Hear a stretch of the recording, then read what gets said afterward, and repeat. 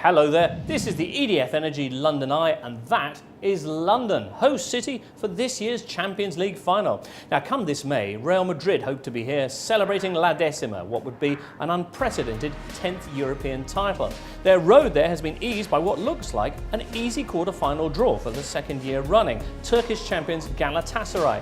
Galatasaray, though, have ambitions of their own, and what's more, they have a couple of players that Jose Mourinho knows all too well, Didier Drogba and Wesley Sneijder.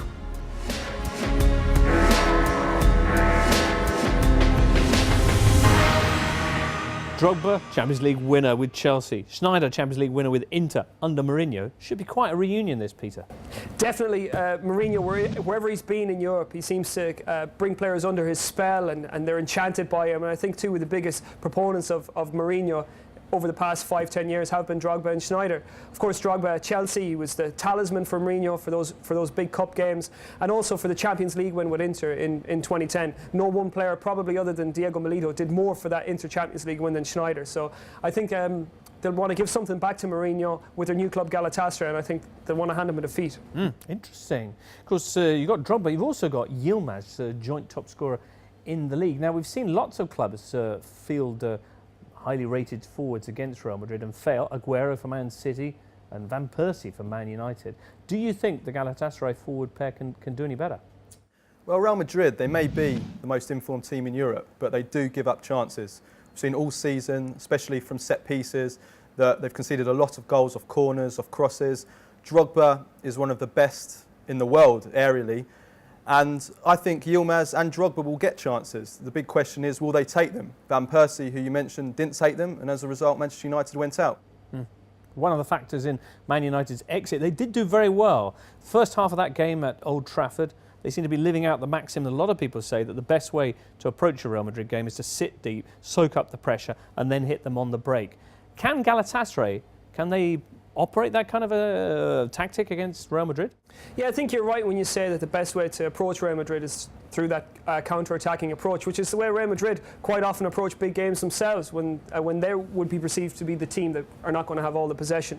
But I think for Galatasaray, their strengths so far this season in the Champions League have not been defensively, they have been offensively. Players like Burak Yilmaz, who can sniff out a chance from anything, Selçuk Inan, who dictates the play from the centre of the field, Hamid Altintop, who's a clever prober and a user of the ball. So they're not the type of players who can readily sit back deep. The likes of Philip Melo too, who's a walking yellow card whenever he plays.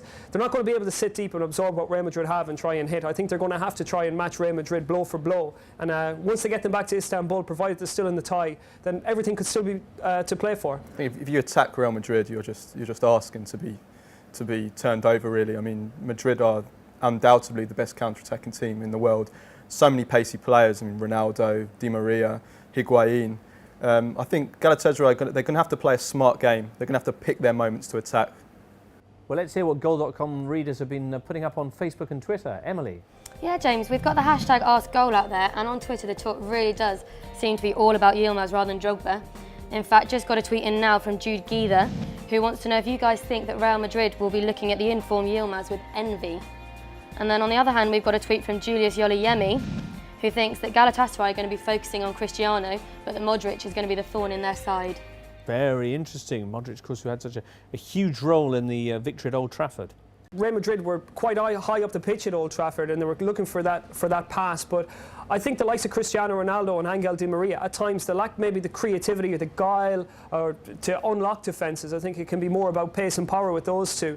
I think a player like Luka Modric is able to find runs in behind and little clever passes, interchanges between himself, Özil, and one of the two strikers who's going to be Benzema and Higuain. I think they need to rely on that in the last 20 minutes of a match if teams are putting two banks of four in and trying to hit Real Madrid then on the break. So Modric could be a difference maker late on in this tie as well. That performance at Old Trafford really turned around what had been a pretty mixed season for him so far. Absolutely. I mean, he was being described by many people in Spain as the flop of the season in the Primera Division, and you know, a lot of people were saying he might be leaving Real Madrid at the end of the season. That performance, that substitute appearance, it's really liberated him, and as Peter said, I think he could be a very important player for them for the rest of the season. Where's your money lie on this, Carlo?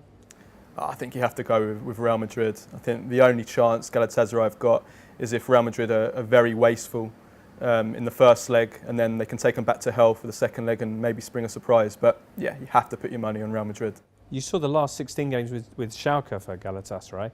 Did you see anything there that makes you think they can spring an upset here? Logic says Real Madrid, they've got the better players. They should have no problem disposing of Galatasaray, but football can be wonderfully illogical at times. So, you know, a little bit of romance in it that says that if Galatasaray can sneak in away goal, they might have everything to play for once they get back to Istanbul, and you never know, it could be Drogba and Schneider other than Mourinho who could be coming into the semi-final. It'll be a remarkable story. We can follow all the latest from the Champions League on goal.com, and remember, if you have any other questions about the competition, just use the hashtag AskGoal.